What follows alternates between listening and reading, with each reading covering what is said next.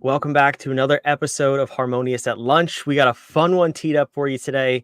I'm excited. I'm a little nervous. I'm not really sure what's in store, but I know we're going to have a good time.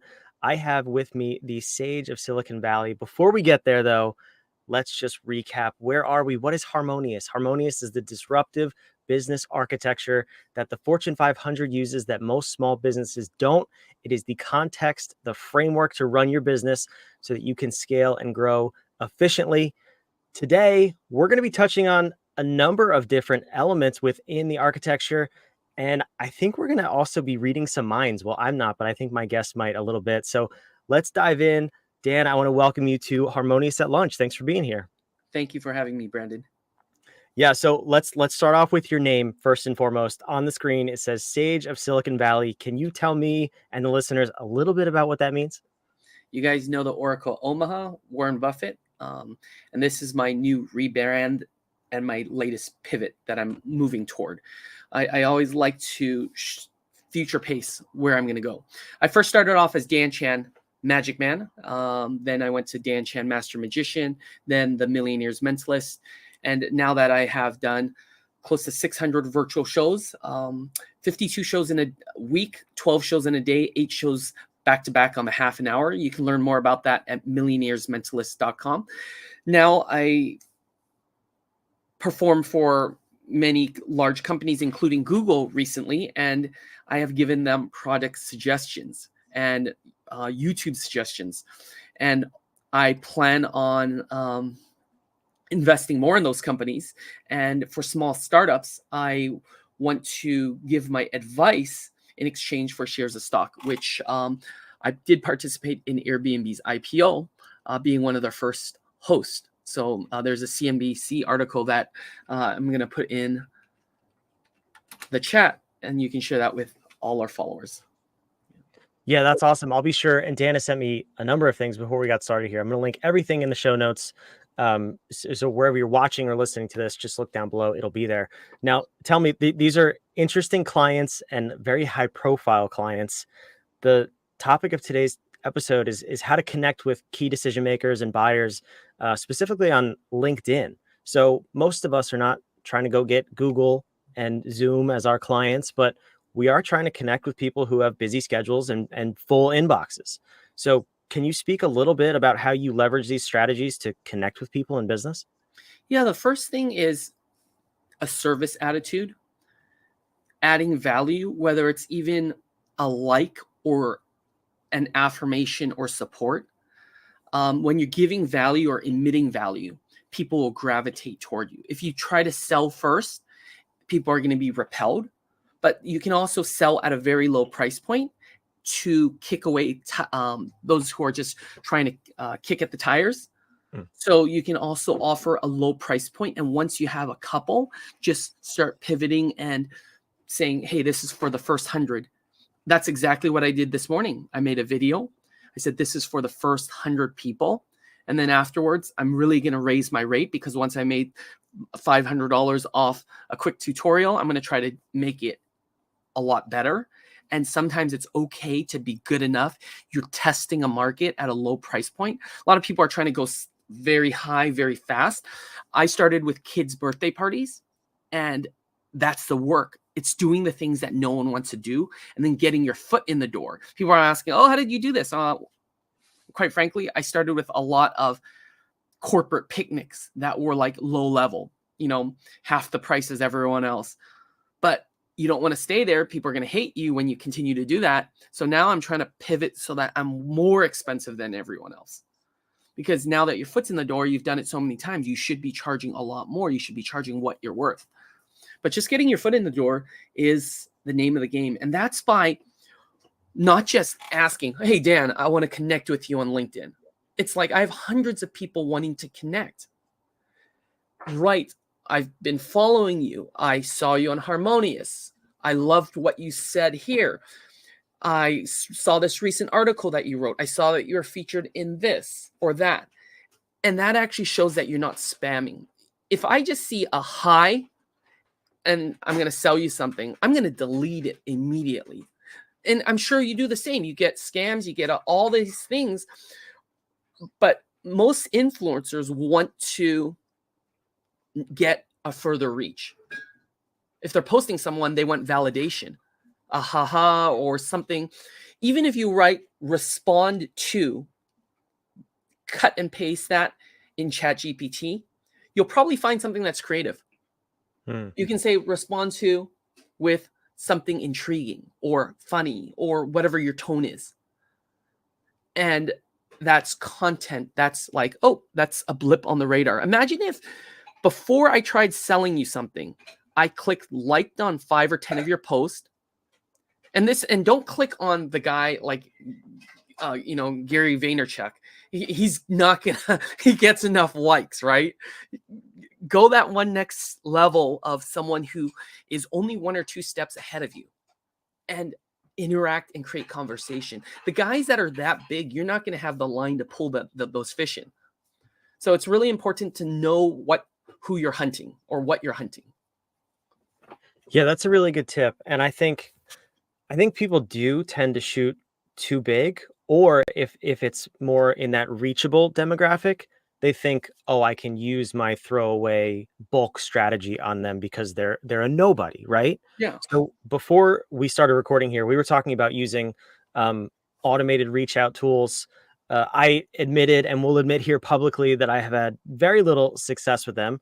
Um, and I think it almost hits on something you were saying about personalizing the outreach. So whether you use these tools or not, what are some of your tips around reaching out to people? Do you do it direct and individual, or do you leverage a tool like that can make it a little bit more automated? Okay. So a lot of people think just because I pay for something, I can leverage it. But if what you do it doesn't even work in the first place and you try scaling it, you're going to be throwing money down the toilet. A lot of my best things were before I started using LinkedIn Sales Navigator with these add-ons because I could target everyone who works at Forbes and BuzzFeed and all these things. But the best ones that I had were early on when I didn't have the money, where I was like, I want to get on this. I want to get on BuzzFeed. I want to get on Business Insider. And I would actually write a thoughtful email. And I was like, during the pandemic, it was like, that was a shot and it had to go. Mhm. If you're just spamming or like just throwing it out there, it's likely not going to have a great response rate. Imagine if try your local newspaper, like try something that's a little bit lower hanging fruit. Because if you're a business person, you can get on the news this New Year's by talking about goal setting. You can say, I'm a business person who's achieved this type of goals, and I would love to share that with the newspaper. And then write it with ChatGPT and make it sound like it wasn't written with ChatGPT.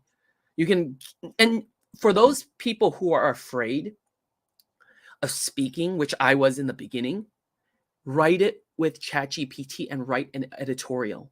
I wrote something really quickly to the SF police chief about bait cars because my car got broken into. That was a problem I wanted to solve. And I was like, dude, why don't you put out a bait car? So I wrote a proposal and then I wrote, hi. Probably I changed the first name to the police chief and I customized it and I deleted the parts that I didn't think were relevant or that I felt like were AI written. And I made it a lot shorter and then I just sent it. 30 days later, the SF Gate said the police are actually using bait cars. I'm like, that only took me, 30 seconds to throw it in ChatGPT plus probably a 10 or 15 minute rewrite at most. But that rewrite is really important. With automation tools coming out so quickly, everyone can spray you. And we want to make sure that, the higher profile you get, the more pitches you're going to get. So try to create true conversations and keep in touch with people. Because if you've kept in touch with people and you're celebrating their wins, who's going to respond to your telephone call? At least you can say, hey, I have the phone number 2. And they might not answer as much, but you can actually tell a reporter or use that as a story or get further and further along the line. Before, I was never getting on. And true story, I would always work through a lot of intermediaries for my work, but I started controlling the conversation, but I also started being friendly enough and good enough that people are like, oh, I want to connect with you. And I had this top CEO give me his phone number this week, which was a goal I had. So can you converse with regular people and get their phone number often enough? Just try that as a drill. Try getting the general manager of Chick-fil-A or something, and then keep on going higher and higher and seeing if you can emit value. But you do need sometimes tricks in order to get that. And the one trick I used, or I think it was a little bit of a crutch sometimes, was being able to do something like this. Just changing the perspective and changing this. That is pretty cool. For those of you listening and not watching, Dan just turned a $1 bill into a $100 bill. I can actually, I didn't tell you this, I can go the opposite way. I can turn 100 into one very quickly. But I love that. I love that perspective shift. So I apologize for interrupting there. But so tell me about what that means for you and how you take that and you implement it in your outreach strategy. I have done small little tricks to get upgrades on airplanes. Like I would wow moments. I didn't have to give away money, but imagine you going out with your friends and you changing a $1 into 100 and you paying for the bill. Would they remember you? Or the cashier, you're already going to buy something, and instead of pulling out your credit card, you do that all the time. Well, if you want to do that, I have an offer for you. For just $5, I'm going to teach you how to do that. There's no gimmicks or gadgets. It's just pure sleight of hand. You probably can master it in half an hour to an hour. And it's a low-hanging fruit that I'm offering because I've preserved these secrets for 20, 25 years. And now I'm sharing some of my best secrets because I have pivoted. I actually don't use that performance. I don't even perform that trick anymore. Honestly, I'm just selling that. And I feel that trick is so good to get into the door. And there's many other tricks that I'm going to be making a course on tricks that can get you past the doorkeeper. That's huge. I think that's where a lot of people get hung up because there's two routes on LinkedIn, right? It's the CEO who is in control of his inbox, and then there's the gatekeeper. And that's probably a bad term for people, but that's where a lot of people get hung up because those people have a tendency to say no because they're protecting somebody's time. But a lot of us do not approach these reach outs with value, and we don't put any time into it enough, at least, to say, I have value to add here and I want to help you rather than I want you to pay me something. Yeah. Or I want you to just connect me, or I want you to get rid of the gatekeeper. It's have we built a relationship? And the first thing about a relationship is contact, whether it's us contacting each other via Zoom or StreamYard. Will they even pick it up? Will they even respond? So if you can't get to picking up the phone, try to add value and not be snarky online. I know it's so easy to be like, say something like weird or out of context. And, there's a lot of people passive aggressive online. And I feel like I was one of those people. So if you see those interactions, you can create something more positive or bring light to that, be that light to those people. And I think that's just one or two of the first steps. Everything is easy, but a lot of people are like, I'm not going to do that. I'm too good for that. Mm-hmm. And I've seen that, like really talented magicians hiding behind just being a Don Rickles, Yeah. And I think really what I'm hearing is you have to differentiate yourself and be willing to be different, but also wanting to help somebody else. Yes. That seems like it's at the core of what you're saying, which I really love and I really resonate with. So again, before we started recording, you were hinting at some things with me personally, hobbies that I have, and how to use that to be different in the marketplace. Can you elaborate on that a little bit for the audience, and then we'll tell people where we can connect with you and learn more? Yeah, I love wakeboarding or cable wakeboarding. I love windsurfing. I love things like spearfishing. So you want to be interesting. You don't want to be just being able to do the trick and then afterwards have nothing to talk about. So being passionate about life, spending time for yourself, having connecting with like-minded people. When someone says, "Oh, I do this," you can say, "I do that as well." Oh, what type of spearfishing gun do you have? Do you use a Pierce-bow, pull spear, or something else? That little interaction makes you more human, like asking about their kids and really being interested. If you're not interested, don't ask, but find something that's in common. But don't bullshit someone by saying, "Hey, how are your kids?" If you don't if you don't care about their kids, don't ask about it. But find something that you care about together. You know, and that's what like college was about. You know, shooting pool together or whatever it is that you're interested in, and finding people in that space, and then adding value and help people for the first time for free, but ask them for a testimonial. Say, can I help you? And then can you give me a testimonial? If and a testimonial costs nothing. If they got true value out of it, they would reciprocate. Mm-hmm. And it's also validation for you, which is not no small value, right? Because then you know you can go into the marketplace and you have a sellable service or product or whatever that is. So, yeah, I think those are really good tips. And this whole conversation is centered around ubiquity a lot. I mean, we're talking about reaching out to people on LinkedIn.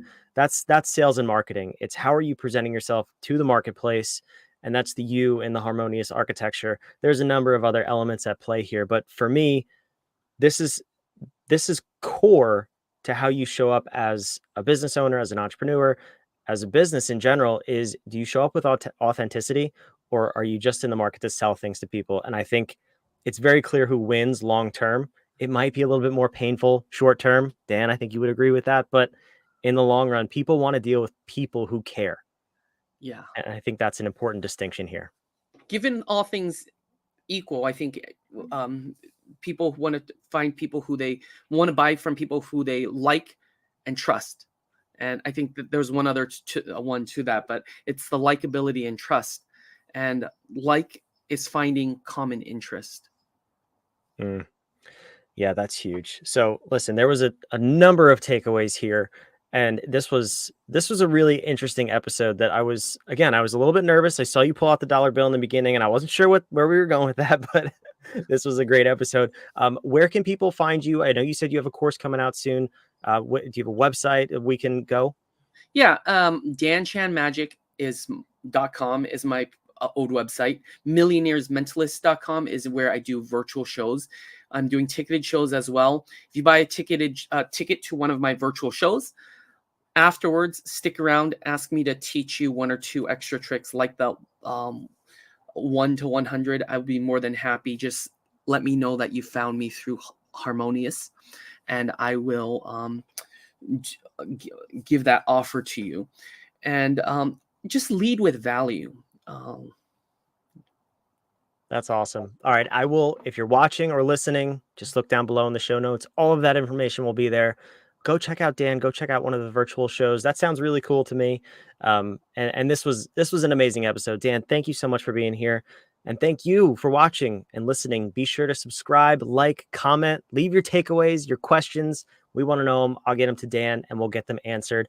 Thank you for being an amazing subscriber and listener of Harmonious at Lunch. I will